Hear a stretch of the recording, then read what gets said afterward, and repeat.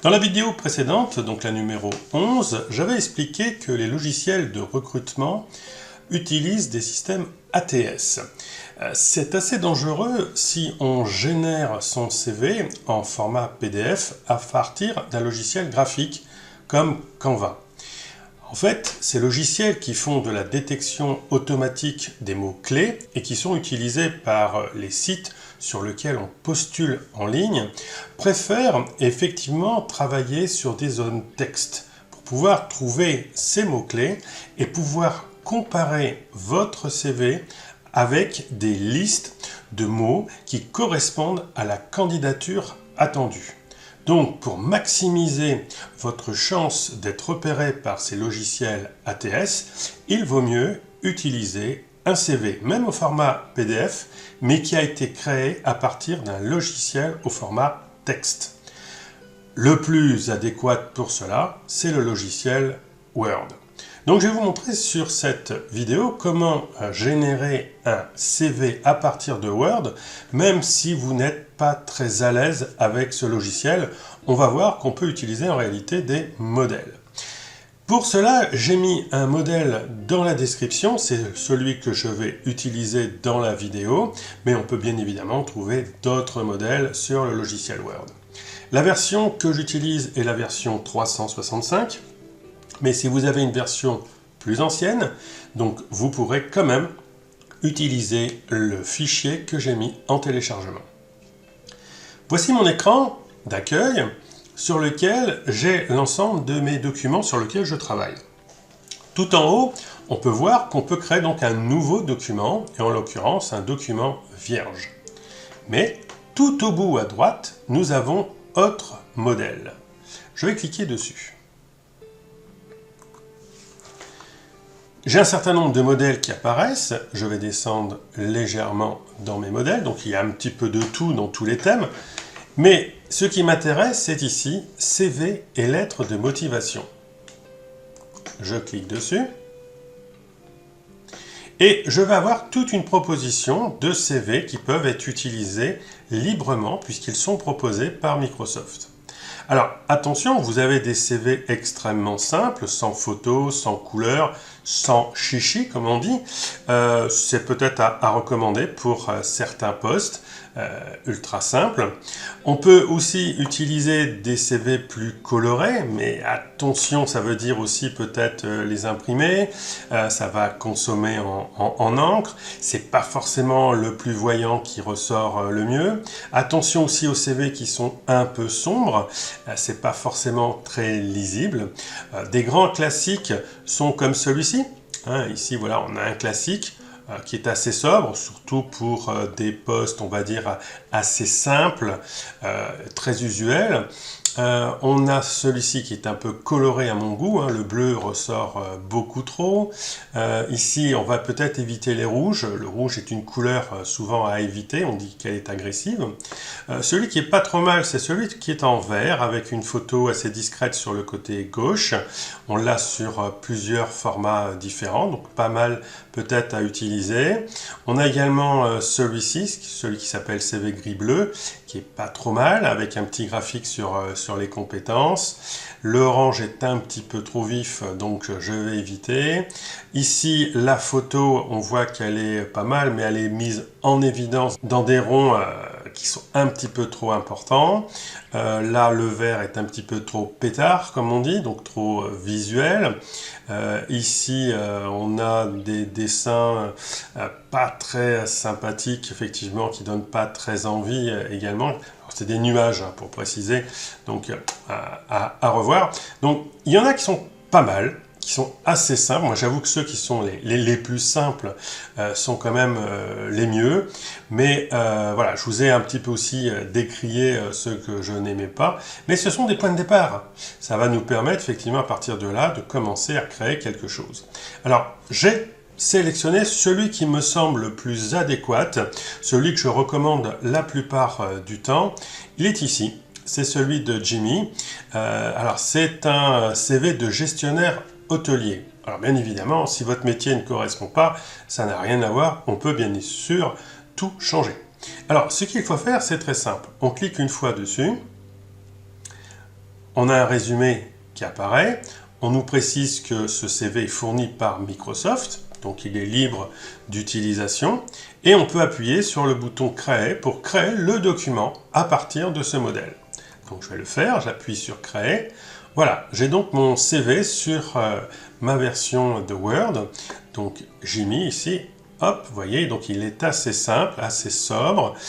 Une photo, un descriptif de profil, les contacts, les activités, les centres d'intérêt. On retrouve un petit parcours professionnel, la formation et les principales compétences ou caractéristiques qu'on peut lister.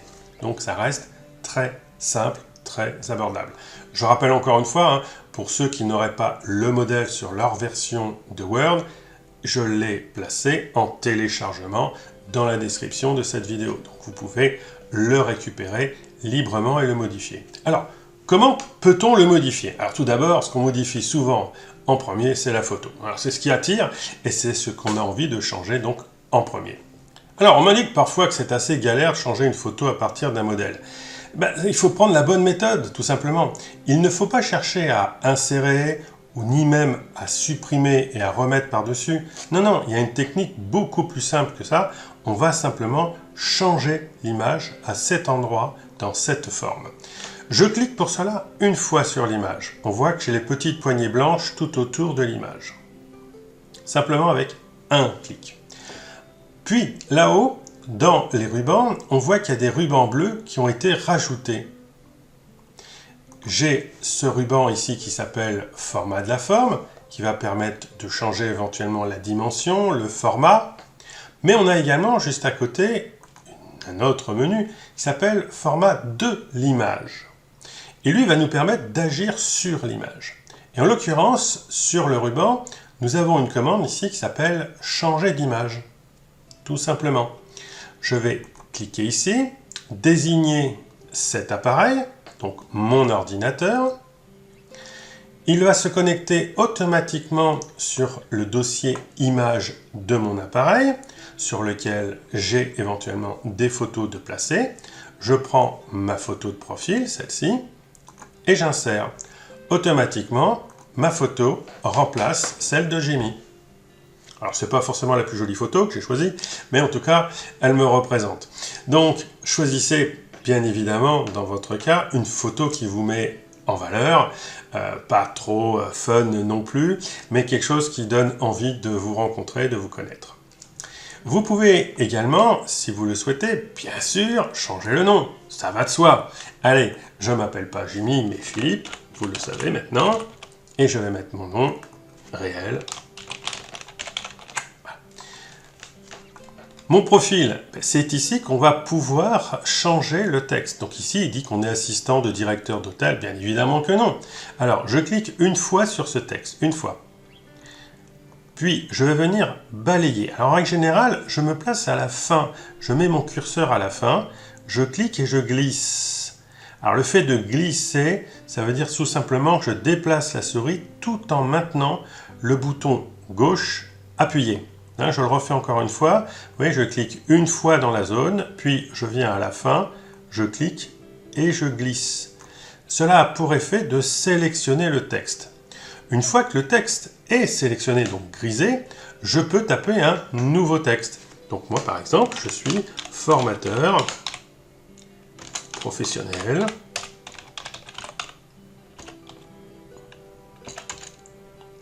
en bureautique pour adultes.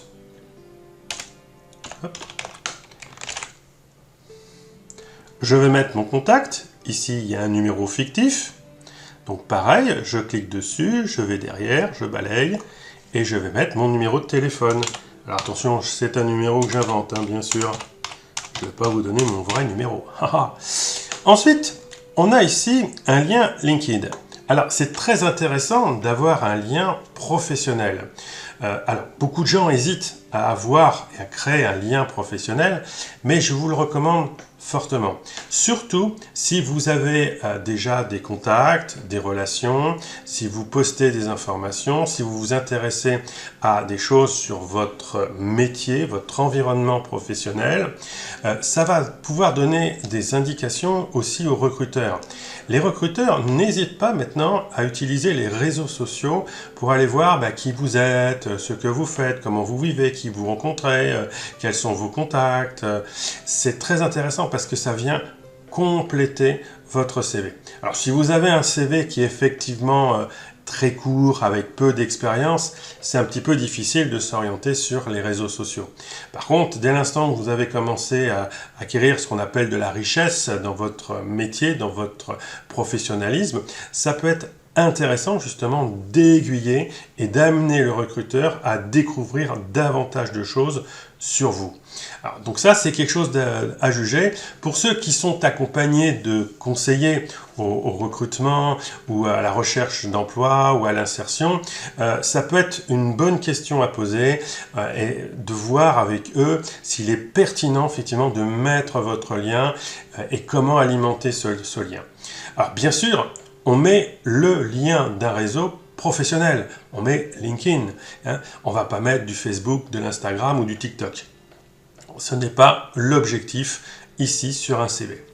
Donc, comment récupérer le lien si vous en avez un? Je vais vous le montrer en direct. Je vais insérer mon propre lien. Donc, pour cela, j'ouvre mon navigateur. Voici mon navigateur. Je vais taper donc LinkedIn. Hop, entrée. Le voici en premier lien. Donc, je me connecte sur la plateforme. Donc j'ai là mon mur avec les échanges que je peux avoir avec les différents contacts que je possède. Et pour récupérer mon lien, je vais aller ici sur le pictogramme vous. Je clique. Et là, on a voir le profil. Donc ici, c'est mon profil tel qu'il a été construit sur le réseau et que les personnes qui souhaitent en savoir plus sur moi peuvent aller donc consulter.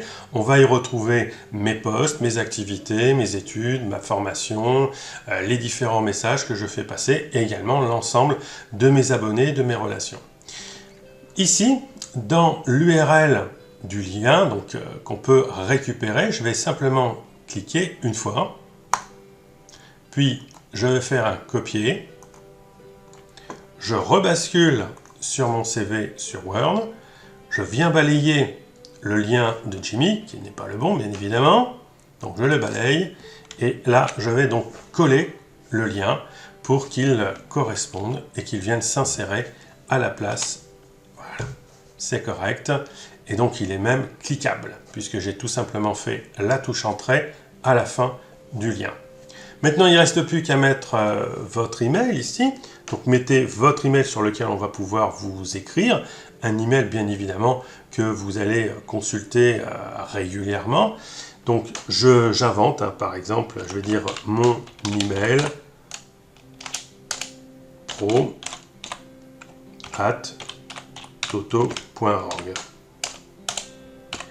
Bien évidemment, ça, c'est un email inventé. Mais mettez le vôtre, bien évidemment. Vos activités, vos centres d'intérêt. Alors là, on a du surf, de la plongée, on a de la bière artisanale, des déplacements, de l'excellente nourriture, volontaire du garde-manger. Donc bien évidemment, c'est du fun. Mais comment mettre vos vraies activités?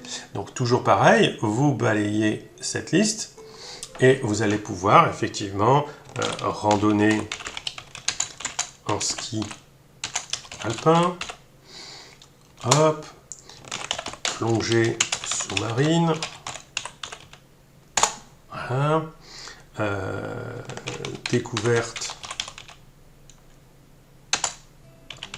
des pays latins, lecture de romans policiers. Voilà, c'est aussi inventé. Vous pouvez rajouter comme ça quelques activités ou centres d'intérêt. Il y a quand même suffisamment de place. vous pouvez en mettre un certain nombre. Alors, n'inventez pas des choses non plus dans vos CV.